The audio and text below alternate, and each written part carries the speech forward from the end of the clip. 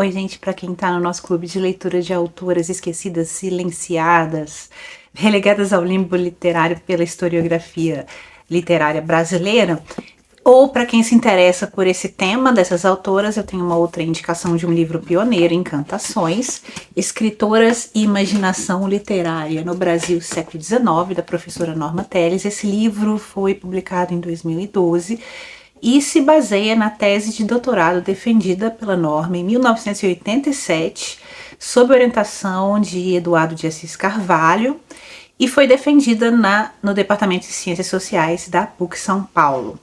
O orientador dela assina a apresentação dessa edição e o prefácio é assinado pela professora Margarete Hagel. O que a Norma vai fazer nesse livro? Esse livro é dividido em 3 partes, digamos assim, eu chamaria, o cachorro tá passando aqui, 3 movimentos, como se fosse uma peça musical.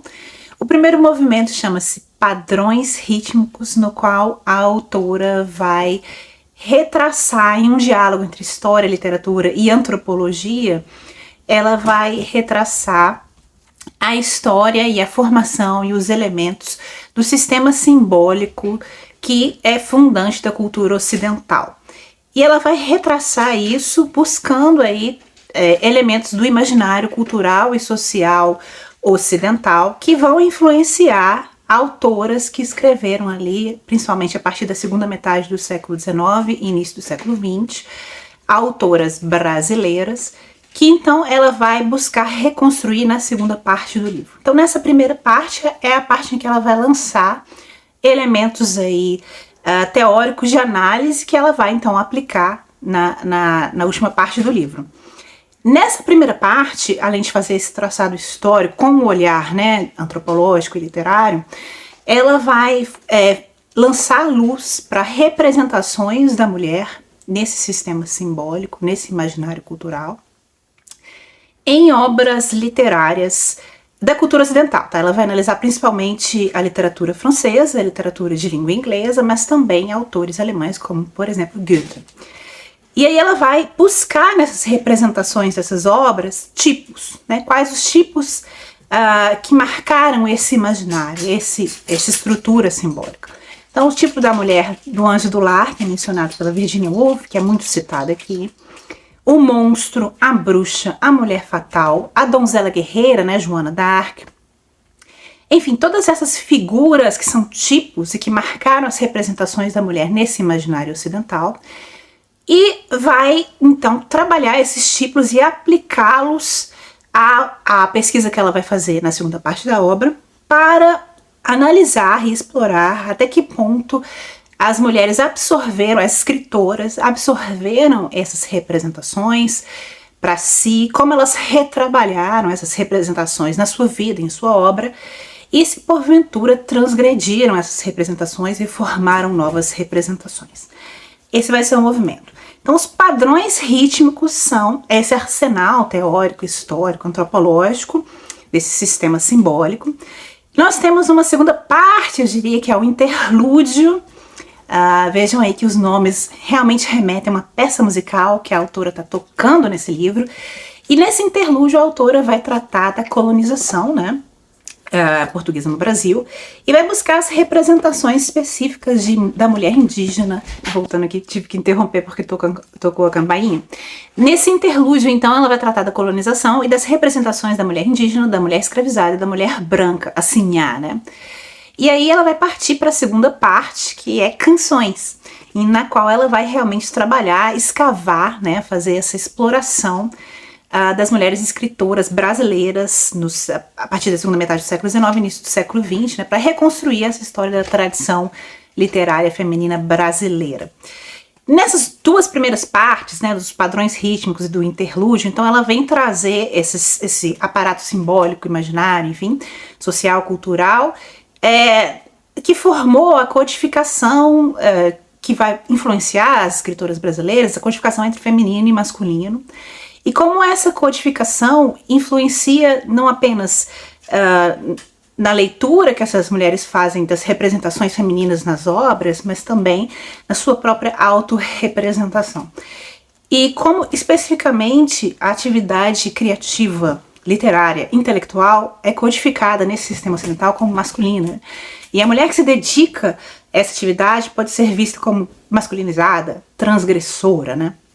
E como esse tipo de aparato simbólico, essa barreira simbólica influencia na vivência e na escrita da mulher que vive sob esse aparato, que vive nessa cultura.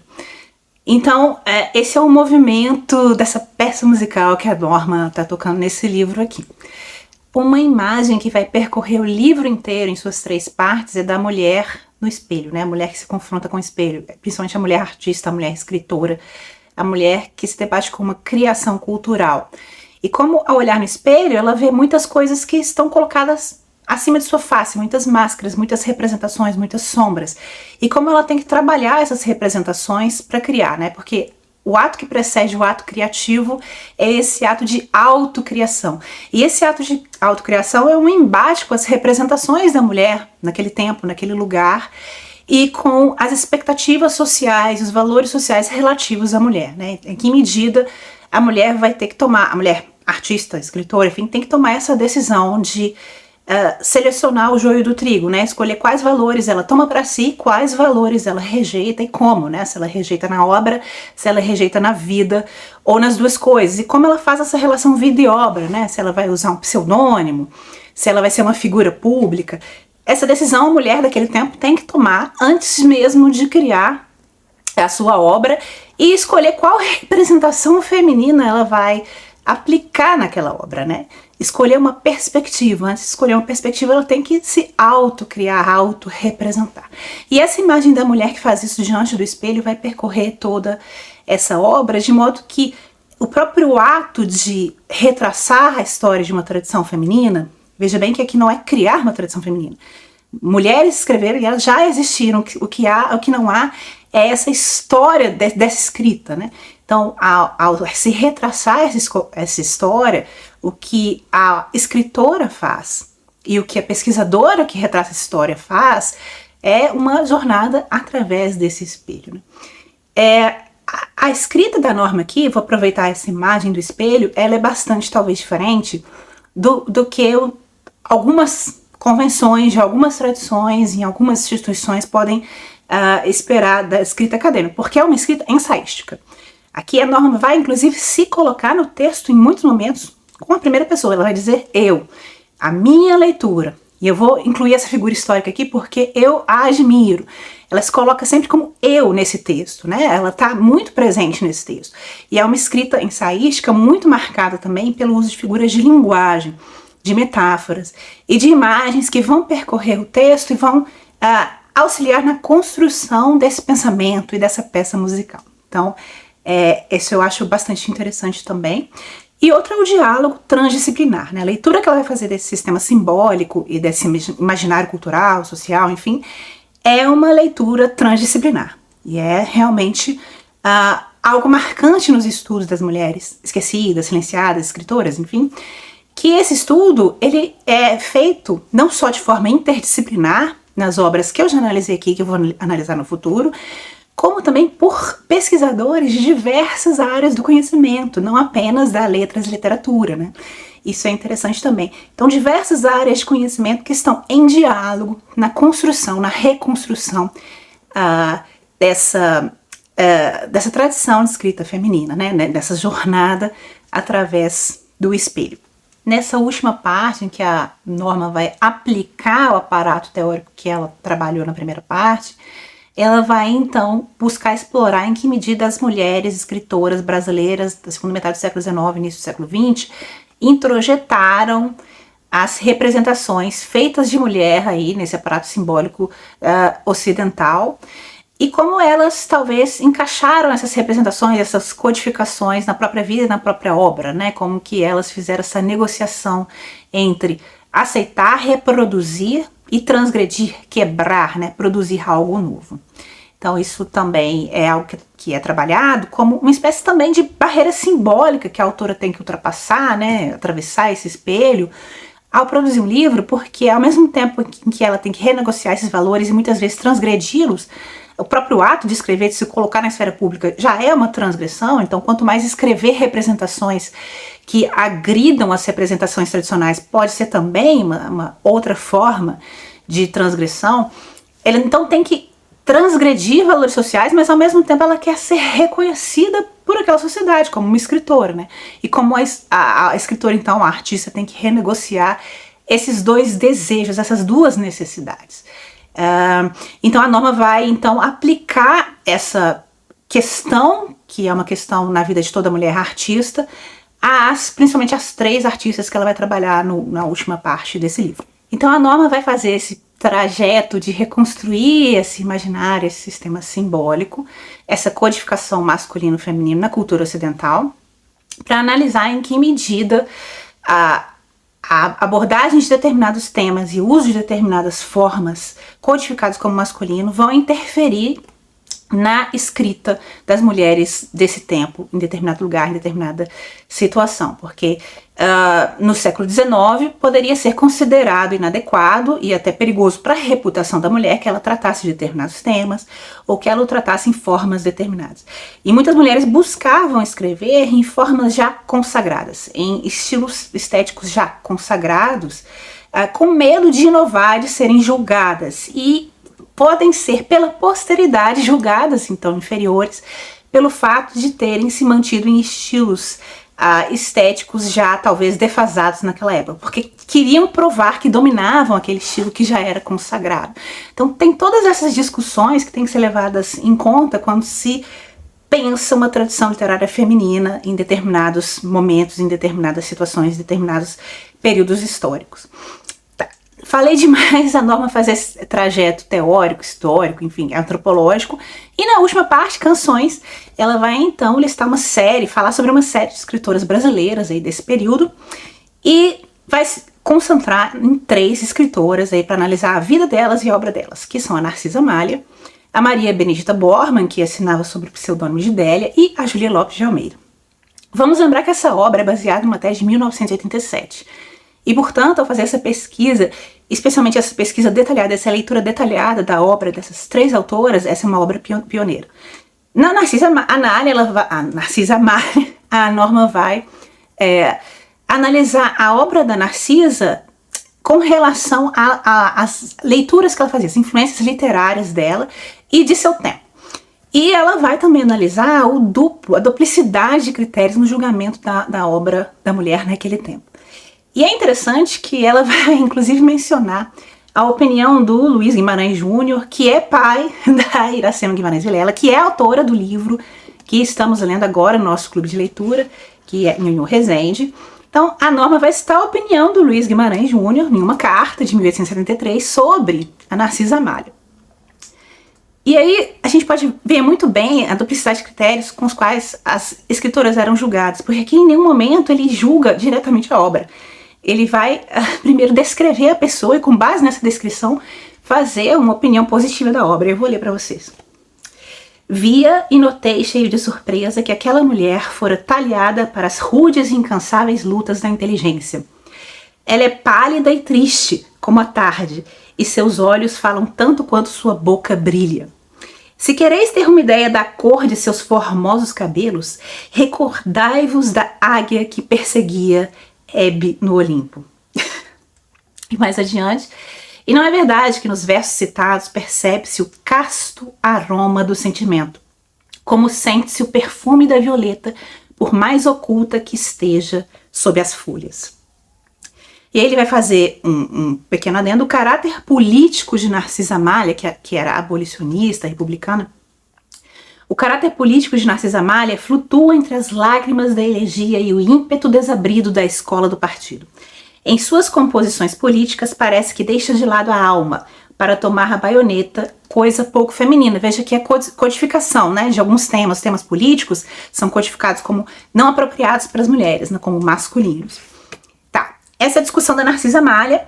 Depois a Norma vai fazer uma incursão pela vida e obra da Maria Benedita Bormann e vai se concentrar na análise da obra Lésbia, de 1890, e vai ler essa obra de uma forma diferente da forma como ela foi lida pelos críticos da época, né, como uma história de amor. A Norma Telles vai dizer, não, isso não é uma história de amor, é um romance de formação de uma escritora. E como isso é inovador, né? Quando a própria noção de romance de formação, especialmente nessa época, é pensada como masculina, né? O romance de formação de um menino que vai sair de casa, que vai ter experiências, né? Que não vai ser a menina que vai ficar presa naquele ambiente doméstico e a qual as experiências são vistas como algo talvez negativo. Então, essa é uma parte interessante também. Também a Norma vai, então, analisar essa duplicidade de critérios estéticos pelos quais a obra da Maria Benedita Bormann foi julgada, tal como a da Narciso Amália. E, por fim, no último capítulo, ela vai analisar a vida e a obra da Júlia Lopes de Almeida e vai fazer uma leitura de todas as obras da Júlia Lopes de Almeida. Esse é um capítulo que é muito lido pelos pesquisadores de Júlia Lopes de Almeida. A gente percebe que, ao fazerem leituras das obras, eles se confrontaram, né? Eles fizeram realmente uma leitura da leitura pessoal da Norma Telles e também, nesse sentido, foi um trabalho precursor, se a gente lembrar que a obra da Júlia Lopes de Almeida começou a ser relançada no Brasil em 1996, com a publicação de A Silveirinha pela editora Mulheres, né? E essa é uma tese de 1987. Enfim, eu acho essa obra, assim, pioneira, pelo tempo em que ela foi escrita. Se você se dedica especialmente à obra dessas três autoras, Narcisa Amália, Maria Benedita Bormann e Júlia Lopes de Almeida, pode ser interessante também que você leia. E a escrita da Norma, como eu disse, tem esse caráter ensaístico, que é bem diferente do que algumas convenções, algumas instituições, algumas tradições acadêmicas impõem. E também o fato de que as leituras que a Norma faz das obras aqui são leituras bastante pessoais. Como eu disse, ela se coloca no texto. Os títulos já são bastante literários, né? Tanto o título do livro quanto os títulos dos capítulos. E aqui o título do livro, ele é retirado de um trecho de um poema da Adrienne Rich, que é o poema Estudo Transcendental, que está no livro Em Busca de uma Linguagem Comum. E esse poema é de 1977. E o trecho que a Norma utiliza como epígrafe na abertura do livro é assim: há momentos, talvez este seja um deles, em que precisamos nos levar mais a sério ou morrer. Quando temos que nos livrar das encantações, ritmos pelos quais nos temos movido irrefletidamente e resgatar a nós mesmas, preservar-nos para o silêncio ou a escuta atenta, desobstruída de oratória, fórmulas, estribilhos, lamentos, da estática que sobrecarrega os fios. Aqui o poema, esse trecho está na tradução da autora, né, da Norma. Então, quando temos que nos livrar das encantações, desses padrões rítmicos que a Norma menciona, né, desse aparato simbólico, né, dessa barreira simbólica de representações da mulher nesse tempo, que tornavam o ato de escrita e o ato de colocação da mulher na esfera pública como um ato bastante transgressor por si mesmo. Então é interessante essa escolha do título e essa referência a esse poema. Bom, é isso, já falei demais, espero que vocês tenham gostado dessa nova indicação e que se interessem aí por participar do nosso clube de leitura. É isso e até mais. Tchau.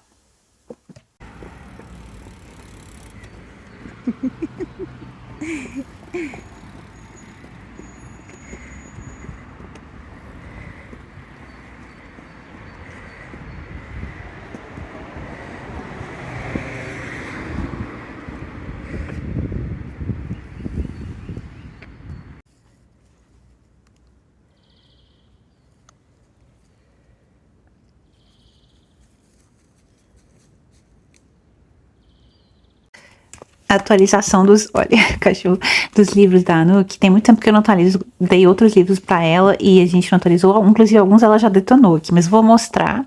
Esse aqui a gente comprou numa feira de livros usados, porque como elefante não pode entrar em um ônibus, e aí são ilustrações de situações inusitadas, né, e em versinhos. Eu adoro essa página do tigre aqui. Essa aqui do carro com os cachorros fazendo xixi no poste. Enfim, e aí tem os animais e tal. Eu acho legal, tipo, engraçado.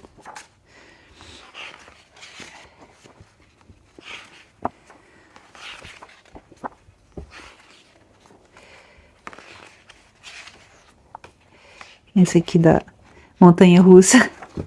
Tá. O outro, esse aqui ela ganhou do Natal. Esses dois aqui ela ganhou no Natal. Esse aqui é lindo. Inclusive, essa ilustradora, eu já tinha dado um livro pra ela que eu mostrei aqui pra vocês. Deixa eu mostrar aqui. Opa. Que é esse aqui, é a mesma ilustradora. Vocês veem essa ilustração vintage. Que é a FIP, né? E eu tenho um interesse de ler sobre ela, mas fico enrolando porque ela foi uma ilustradora holandesa e ela participou, né, da resistência holandesa à ocupação nazista. E as ilustrações dela, né? Olha isso. Isso aqui não é uma história, tá? São cenas e com um elemento meio mágico, assim. Mas olha essa ilustração, gente. Tudo que ela fazia, né? Olha que coisa linda. Isso me dá uma nostalgia, porque eu tive livros ilustrados por ela na infância também. Esse tipo de ilustração, pra mim, é nostálgico. Acho que talvez vocês já tenham visto ilustrações dela aí.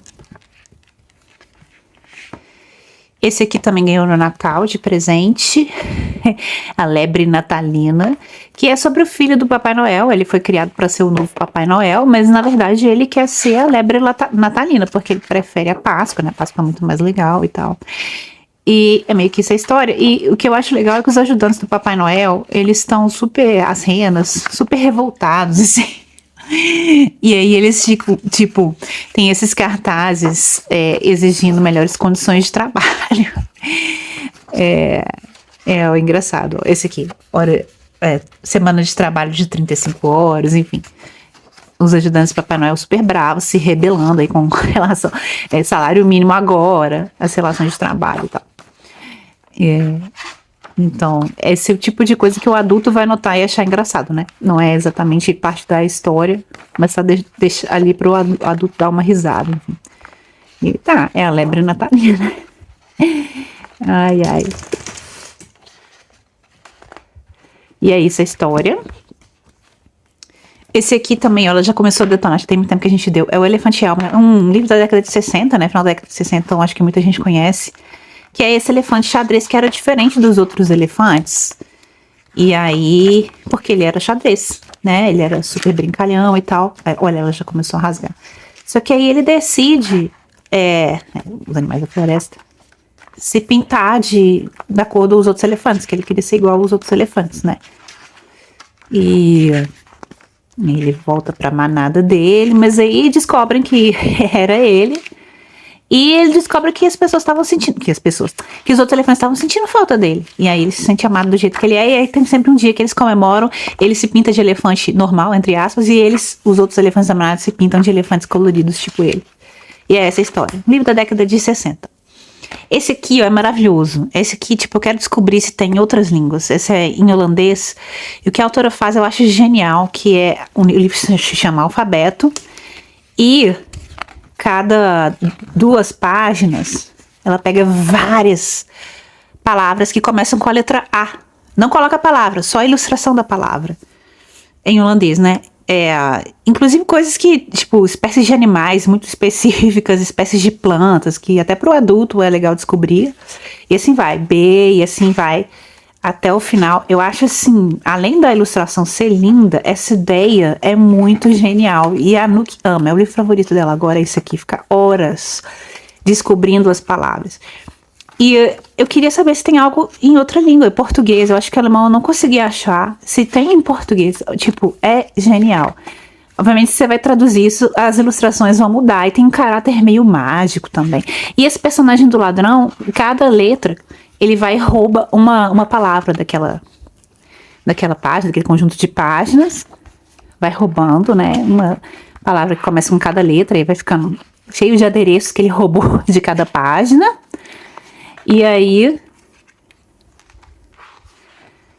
vai chegar ao final do alfabeto.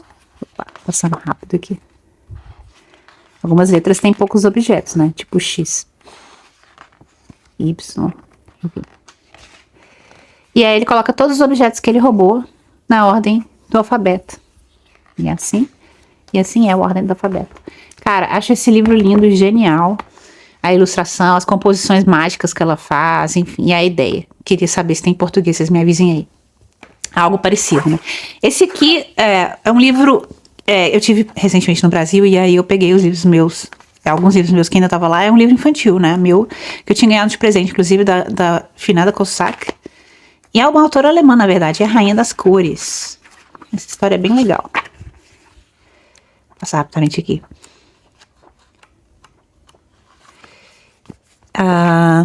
Esse aqui é um livro que a gente já deu um tempão pra Anouk e ela já detonou também, que é a Berta, essa hipopótama que vive no zoológico, mas ela tá meio que cansada da vida no zoológico, da comida no zoológico. Ela queria conhecer a vida fora do zoológico, as comidas que tem fora de lá e tal.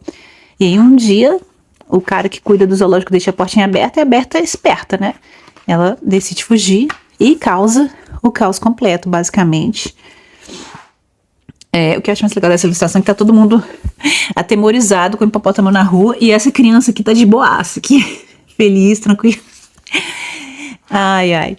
E aí cada página tem um ratinho que se esconde e uma das graças pra criança é achar esse ratinho escondido aí na página. Então, por exemplo, aqui nessa página, ele tá aqui. Mas todas as páginas ele tá em algum lugar. E a Anouk adora ficar apontando e procurando o ratinho. E é isso, simplesmente aberta, indo para todos os lugares e provando tudo que há para comer no mundo, basicamente. E só que aí ela começa a sentir uma super dor de barriga, porque come de tudo, né? E aí o que acontece? Escatologia total, ela tem um super diarreia e olha o caos que ela causa.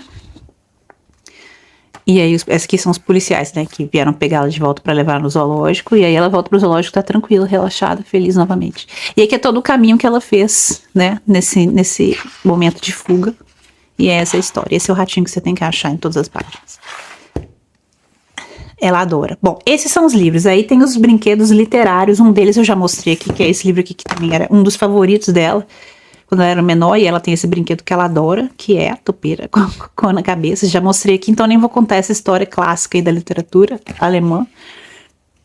Outro livro que eu já mostrei aqui é esse aqui, que também é da década de 60, um clássico, que é a Lagarta Comilona. Daí ela tem essa lagarta aqui que ela também adora. E, assim, uma vez que ela gosta do livro e existe o boneco pra gente dar pra ela, a gente dá pra ela o boneco, o embrulho de presente, quando ela abre e reconhece o boneco, a carinha que ela faz de felicidade não tem preço. Tem aqui o livro da Pippi, que não é um livro pra ela ainda, pra crianças um pouco mais velhas, porque tem mais história do que ilustração. Até vou procurar se tem algum livro com mais ilustração, basicamente. Só que aí eu achei recentemente uma artesã que faz uma Pippi. E aqui foi um presente pra Anouk, mas meio que pra mim também, porque quando eu era pequena, eu já falei pra vocês que esse era um dos meus livros favoritos de infância, né? A Pippi Meia Longa. Acho que em português é Bibi Meia Longa, eu não sei. Tem várias adaptações desse livro aí. E aí, eu queria sempre ter uma boneca, mas não rolou, né? Na época não rolou. E eu tava procurando uma boneca também que tem a ver com esse livro, porque ela fica mexendo nesse livro, apesar de não ter graça pra ela ainda, né? E aí, eu achei essa artesã que faz bonecos literários. Eu nem sabia que existia isso. Tipo, um novo portal que se abre na minha vida, basicamente. Porque agora eu quero todos os personagens literários, basicamente. E olha que coisa linda. Esse aqui é o macaquinho da Pippi. Ele sai também, da mãozinha. E a Anouk, quando ela abriu esse embrulho de presente e viu a Pippi, cara, a carinha que ela fez não tem preço. E agora é o brinquedo que ela mais brinca, é a Pippi. E teve o seriado, né? Tipo, isso não fez parte da minha infância, não. Era mais tempo, era anterior. Que era um seriado sueco, com produção alemã também. Que é o seriado da Pippi, né? E então a gente mostra alguns episódios pra ela. E tá sendo bem legal isso.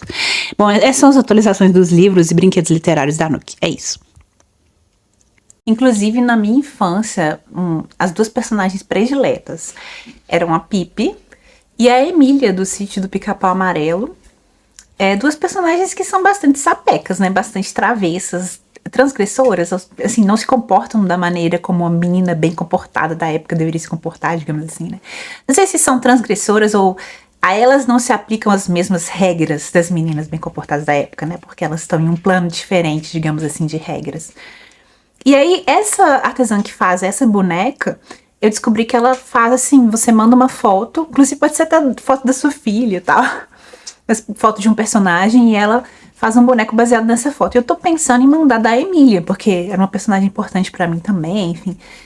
Será um livro que eu vou gostar de ler pra minha filha, dando o devido contexto que tem que ser dado, né? Então, só que há muitas representações da Emília, diferentes. Eu tendo a preferir as representações da primeira metade do século XX, né? Acho que a que ficou na minha infância é da década de 40, dos livros que eu li, né? Só que tem muitas representações diferentes, olha, pipoca, da Emília. Não sei, qual a sugestão de vocês? Qual a foto da Emília que eu devo mandar? Uma mais atual, das versões atuais da Emília, coisa mais antiga? Me digam aí qual foto deve inspirar para fazer uma boneca assim de crochê para minha filha. É isso.